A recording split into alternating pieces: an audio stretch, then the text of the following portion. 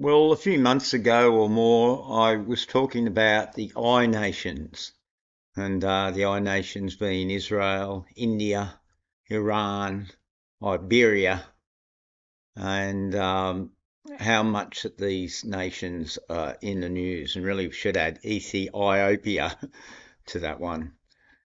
But Iran and Israel certainly two central of the I nations. Now, as we've known for years, the Bible is the script, and I came across a video here that's just too good not to share. Occult significance of the 2020s, and this is his part 17.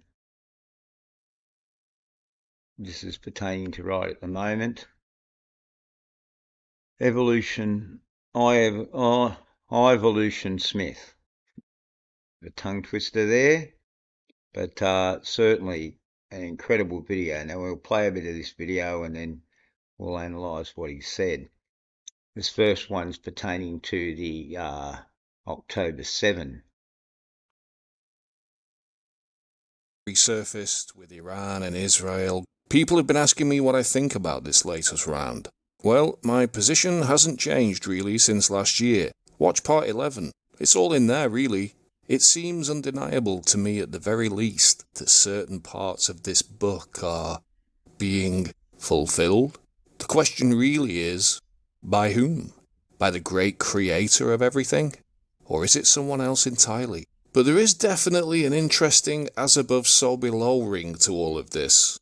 Saturn and Neptune conjunct at the moment, while Iran are in the crosshairs. Saturn and Neptune were conjunct in 1953, when Iran again were in the crosshairs. Operation Ajax, the overthrow of the Iranian Prime Minister at the time. If we put up a side-by-side of our current era with the 1953 astro config, these two charts see Pluto and the conjunction in opposing signs. But the question must really... Now what's interesting here is that Mary Steenburgen from Back to the Future was born on the 8th of February 1953. And she's certainly have come of a lot of interest lately to do with the San Francisco and the 88 ideas.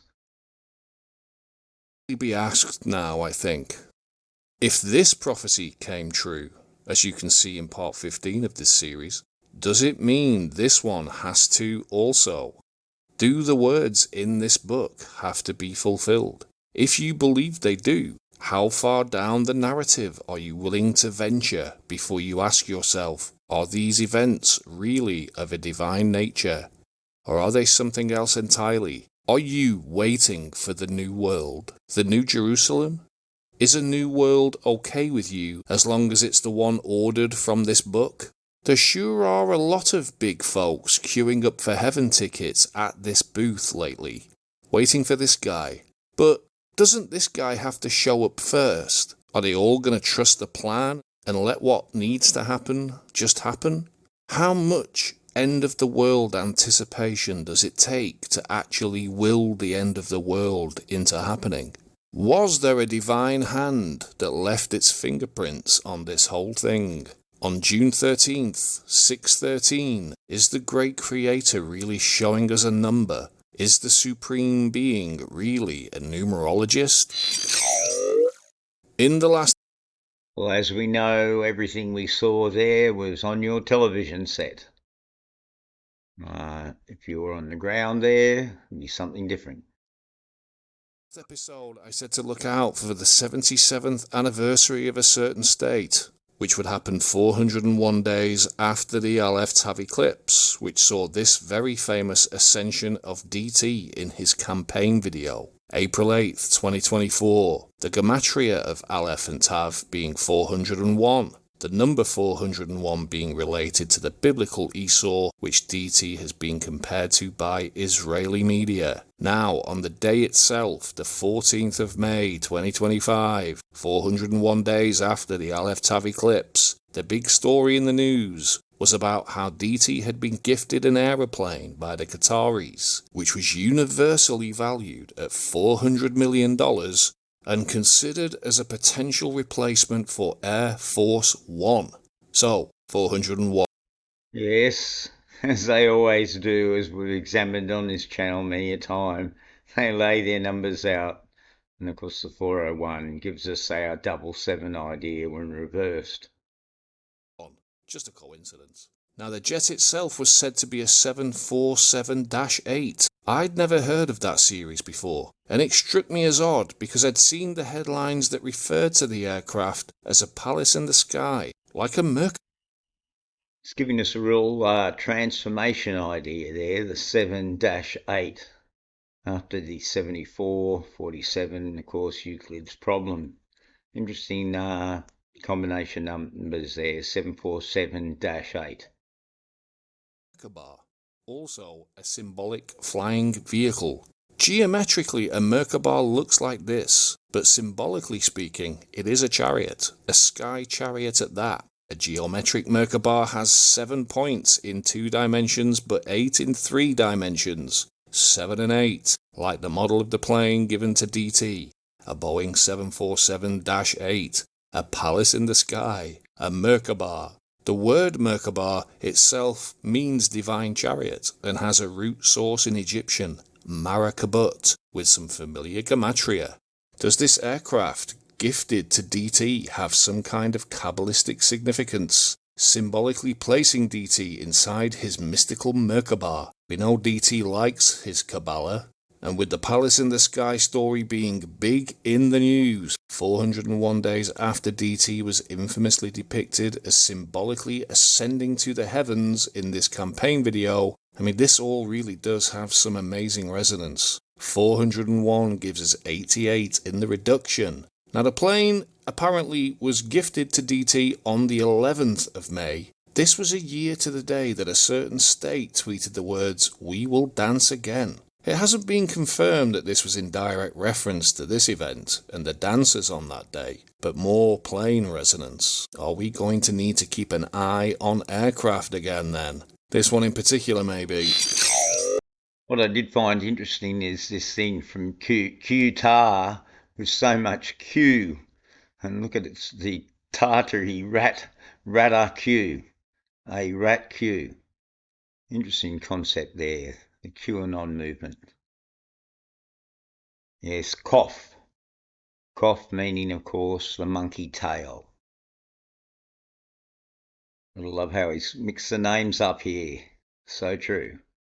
Socials, Tuesday 17th of June, regarding this chap, an Israeli ambassador, and his comments in this video.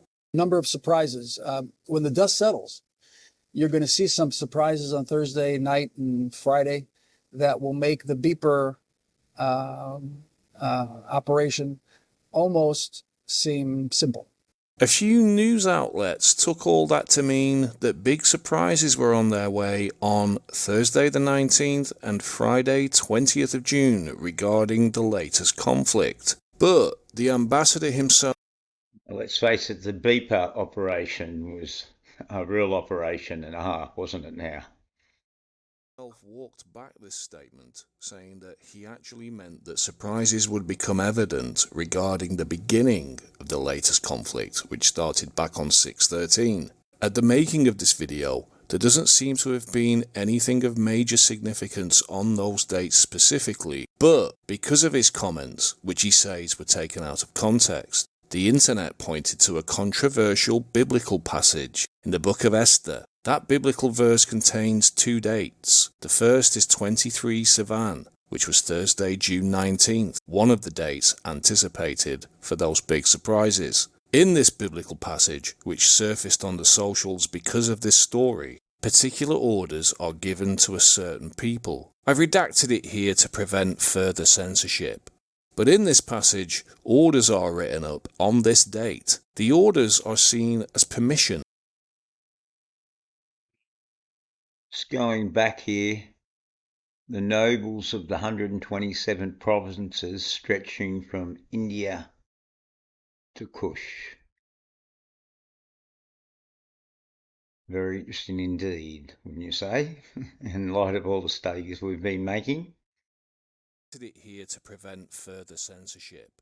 But in this passage, orders are written up on this date, the orders are seen as permission that basically allow for all sorts of things to be carried out in the name of self-defense. And what were we told happened on this date? DT announced that he was going to think about the next step in the conflict and if the USA will get directly involved. Is DT again resonating biblically here, divinely fulfilling the role of Mordecai on the date in this Bible passage, as though echoing this Bible passage, symbolically summoning his own royal secretaries to draw up the big plan?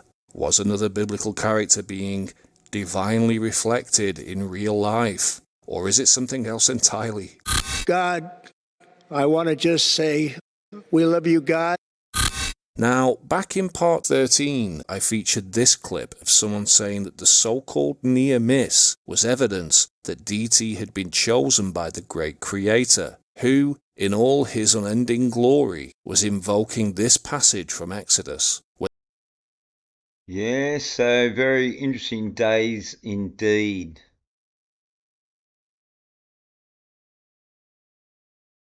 And we looked a lot at the August here in this channel over many years, but here it is coming to a bit of a head this August, possibly, with this Leo, of course, that we've seen. So many lions are in the media. It's like a whole tribe of lions ready to descend into the abyss, as it were. And this little part I think is very interesting towards the end of the video. The other thing I'll say about 2020s, I remember a numerology guy in the newspapers back in the 90s saying everyone's thinking the year 2000 will be real important. In fact, it'll be 2020 where the two starts to really dominate the one. And from what I'm seeing, it seems to be the case. In the last episode, we charted the passing of the Popester at the age of 88. Then, on May the 8th, Pope Leo was chosen as his replacement. This was a direct sync to that last episode, when I featured the Pope and Mars in Leo in that second section. But the interesting thing for me was that, having talked a lot about Mars in part 16, when the new Pope was announced, Mars was at Leo at 9 degrees 11 minutes. Can't help but think we have another big day like this one round the corner. Hope I'm wrong. White smoke. Alright, I'll make a part 2 on this. Is so much overwhelming information on this video. And shout out there to this eyevolution Smith for the research he's done here, because certainly aligns with a lot of stuff that I have been looking at. Alright, thanks very much.